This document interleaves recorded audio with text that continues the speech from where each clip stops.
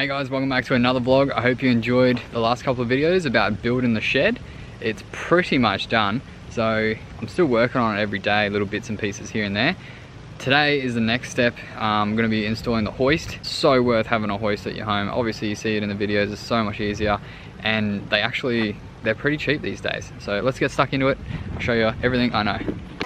Tell me, is it whack up in the air? Rapping scattered off the gear. I can map him, get it, yeah. It's like a tracker, get distracted, send him back like in the mail. Not a fraction of them real. Catch him lacking, run the drill. Running through the shit like a motherfucking day.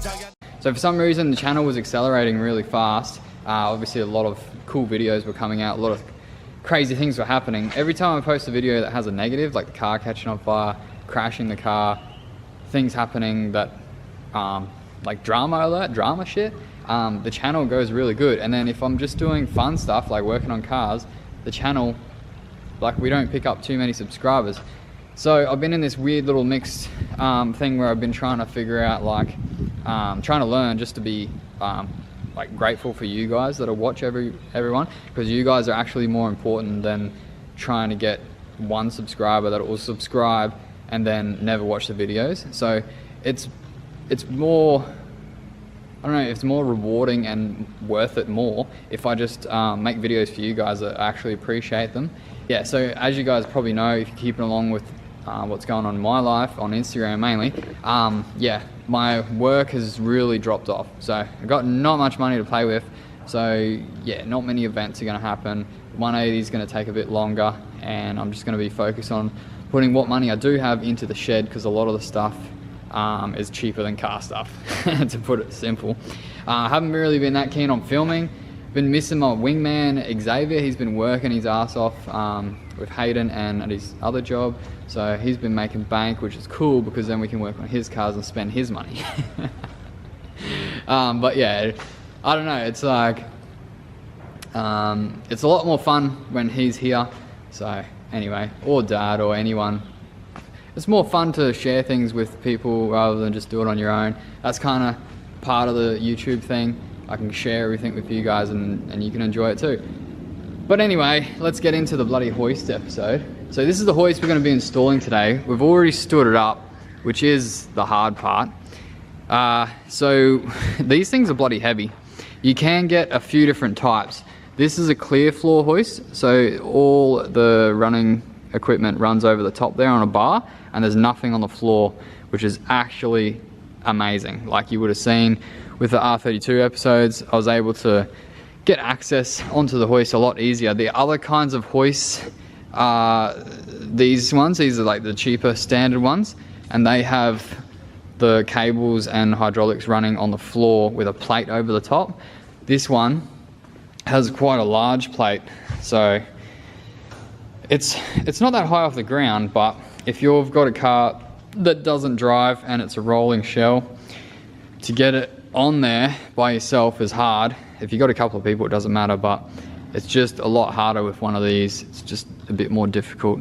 You do have a lot more space at the top, and if you were going to put one of these in a garage, which you definitely can, holy jeez, almost fell over, which you definitely can, you can get even shorter ones of these that come to about here, and it lifts the car up like to the working height that you need, and you can install them in your garage. Like, you can get brand new ones for about $3 grand, or you can get secondhand ones. If you can get two 40-volt ones and happy days. If you get 3-phase ones, then you just have to buy another motor to convert it over. But these ones, this one here was $1,000, and that one there was $1,500. So 2 hoists for $2,500. Pretty freaking good deal. Yeah, like, I don't know, it's just a no-brainer to me. Like, getting a hoist is just, it just makes car stuff so much more bearable, especially like shit car stuff like gearboxes, and mainly gearboxes.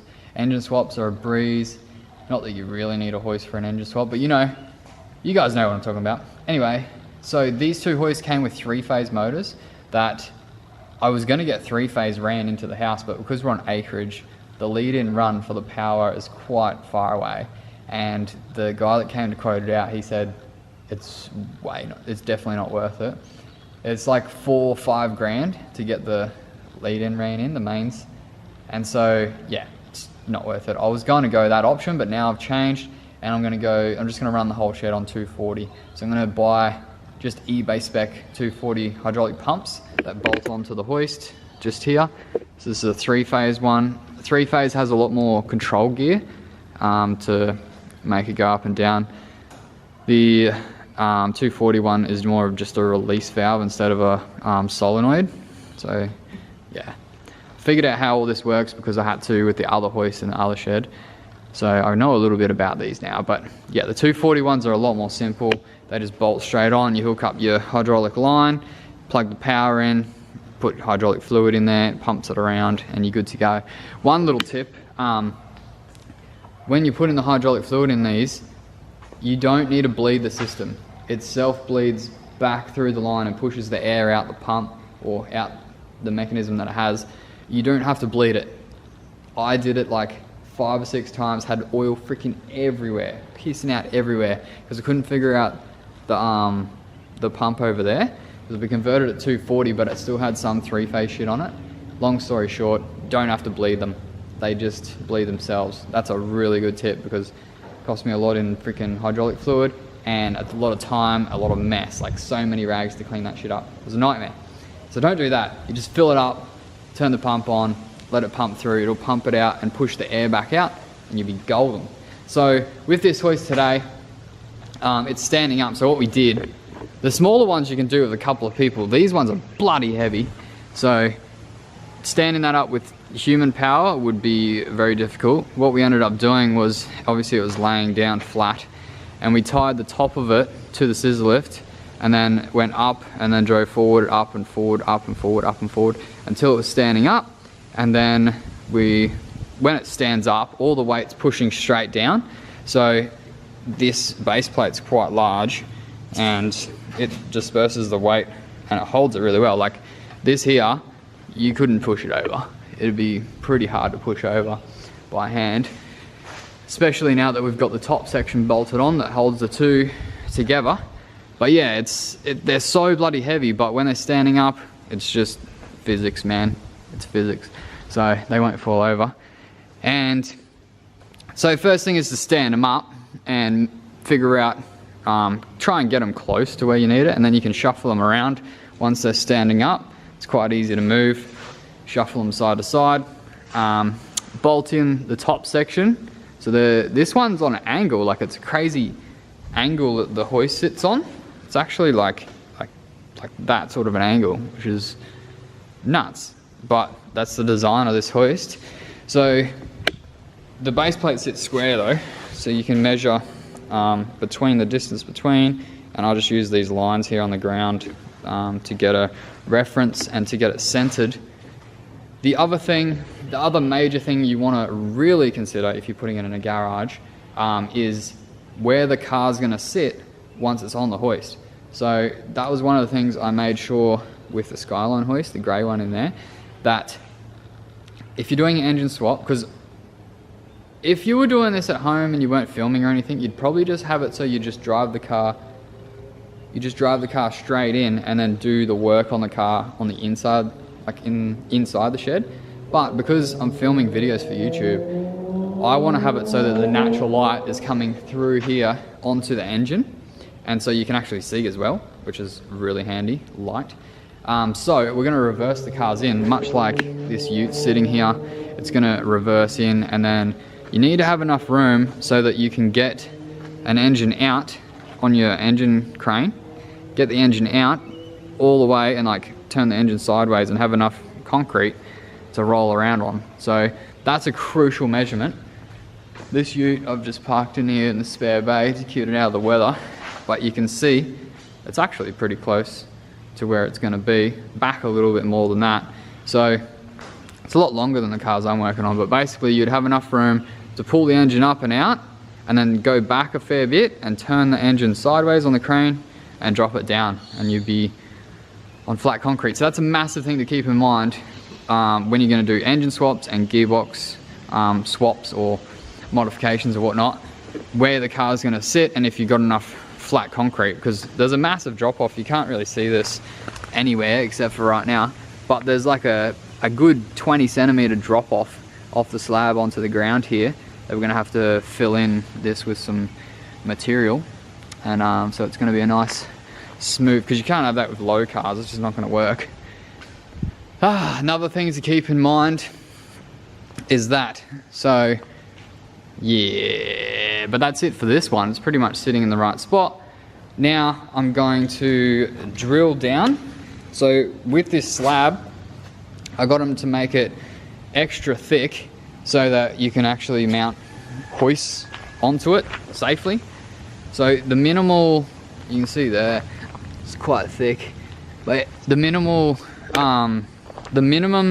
slab thickness is 100 mil, but you want to get as much as possible. If you're building a slab, the best thing to do is run like a sleeper, so a thicker section where you're going to bolt your hoist down. That's ideal. A lot of the time your slab's already there, so you can't do that, but I had that in mind when I was doing this slab, so I got it extra thick.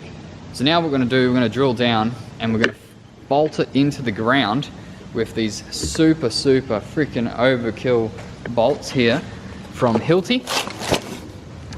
So yeah, Hilti, they sell all sorts of fixings and everything. I use them for work as well. So these bolts are freaking insane. They're called HSA, I'm pretty sure. Yeah, they're HSA 175 millimeter long, 170 mil long, and that bolt is going to go down. Sick. That's not good. I didn't measure the holes. Back. They're actually 16 mil holes. I'm gonna have to drill these holes out. There's got 20 mil freaking bolts. Why didn't I measure that? Anyway, I'm just gonna have to drill these holes out a little bit. These are way overkill, like heaps overkill, but they are recommended by the hoist companies and Hilti. So that's what we're gonna use.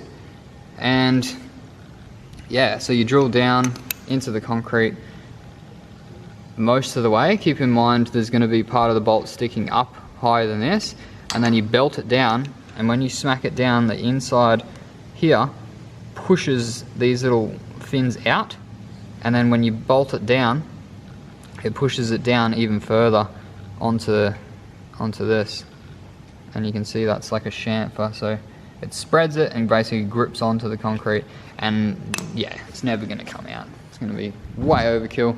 You could bolt this down with like one bolt, it would hold, but I'm going to do all of them just for fun, and then you torque them down and then you bolt it down. So I'll just set this up for a time lapse. Also, while we're doing the shed thing, Zara figured out this crazy new way of doing time lapses. It's actually a feature on the Canon G7X if you have one. Freaking cool. You can just go to time lapse mode and press go, and then it turns out like this. So I stitched myself up and I looked at this and said, oh yeah, that's the same size as the other bolts that I did for the other hoist, but no, these are 20 mil bolts, which are huge, which, yeah, okay, but that hole there is a 16 mil hole. Or it's a 20 mil hole, but it's not going to fit a 20 mil bolt in there because, yeah, they're just extra big. So I need a 16 mil dynabolt, so that sucks. Anyway, that's a fail, so I'm not going to be screwing that down, obviously. So yeah, that's the end of this episode. Yeah, stuffed that up, didn't I? Good one. But sometimes you make mistakes. Should have measured that. Measured everything else except for that hole. Anyway, the plan with these hoists, get the right bolts, bolt it down, and then I'm gonna like give them a scuff and then paint them. I'll paint them a special color, haven't decided yet. So if you got any recommendations, let me know. I'll paint this one and that one the same, so it's all matching. And then the floor is gonna get epoxy painted at some stage as well. Probably, I should probably do it soon, but yeah, that's gonna have to get done. I've just been running some power wires. So the main powered switchboard is going to be here. There's going to be a toilet just here as well. So it's going to be right next to the toilet. The wires go up across the top of here and then come down, and then there's a wire going to each motor for the roller doors, because they're all going to have the 240 volt motors there with remotes, which is going to be sick. And then there's also power going down on each one to a power point that will be at the bottom, and then lights out on the outside to light up the drift track. And then there's also a power wire that comes across this beam here and then all the way across this back here, because there's going to be 2 double GPOs at each one. So you're going to have 2, 4, 6, 8. And at each one of these, I'm hoping to get some cheap pallet racking that goes pretty much to the roof and then run all the way across to here. So we can have benches on the bottom and then storage at the top. So that's going to be wicked when that happens. And then I'm going to have a wash bay in here somewhere, probably at that end, away from the power. And this bay here is going to be like, most likely the tyre changing bay. So I'm going to have, this rack will be all tyres above. And then there's going to be a tyre changer in here, a balancer, and whatever other tools, probably workbenches and stuff. Well, that's cool.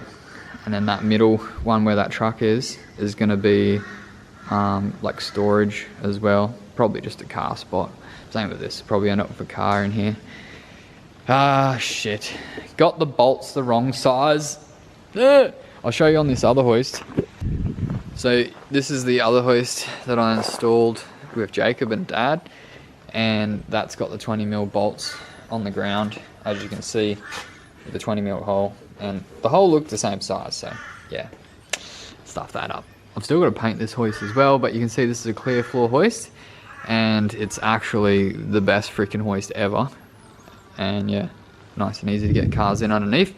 And then this hoist here was already here when I bought the house, and it has the 16mm size, so I need the same size as those, which is just a little bit smaller. This one here has the panel on the floor, but it's pretty small, so you can most of the time get away with that, and it's not that big of a deal. But it's definitely not as cool as this big boy. So we got Xavier's Cressida on here at the moment, and you'll be able to see what he's doing with that on his channel, which is freaking exciting.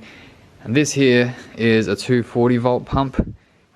Basically it's just a smaller pump. It's the 3-phase. They use the 3-phase for the bigger, more heavy duty hoist, because the 3-phase is real good for initial current, that big surge of current, and it doesn't affect it. But with the 240 one, you're really limiting its capabilities. 15 amps is just enough. But yeah, the motor it'll work. It's just, yeah, the 3-phase is ideal for everything, but it's just so expensive. It's more expensive. So 240 is going to work. If you're watching this in America, talking about 240 volts, what do you guys run over there? Something weird as like 110? Is it 110 or some shit? I don't know. But yeah, we run 240 volts, or we have 3-phase, which is 415 volts on each phase. But I'm no electrician. I'm just a backyard sparky that, I mean, I don't do any electrical work. I get my friends that are qualified to come and do it, because it's illegal. But yeah, oh man, I'm feeling bummed about this episode now. Hopefully you learnt something. I tried to actually show you the install, but I failed on that miserably. And now I'm going to find something else to do. There's always something to do. It's just what I feel like doing, basically. Man, I'd love to finish this 32. I would really love to.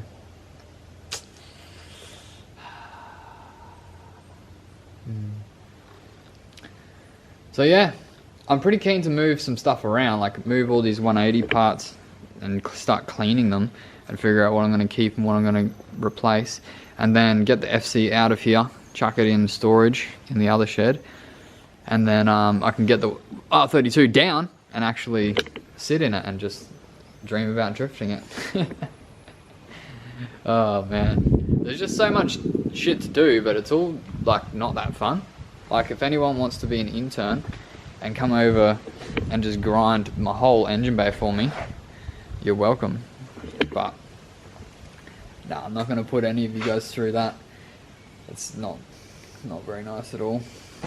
But anyway, I will see you guys on the next episode. Unfortunately, I got the wrong bolts. But anyway, I'll see you guys on the next one.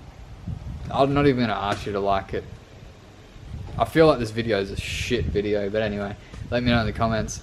If you're new here, if you want to see actual videos, there's plenty to watch on what I've already filmed. But I'm sure there's going to be some more exciting episodes than this. If this is the first episode you see, then you're going to be like, you're going to see a lot better shit than this. But anyway, I'll see you guys on the next video. How you doing?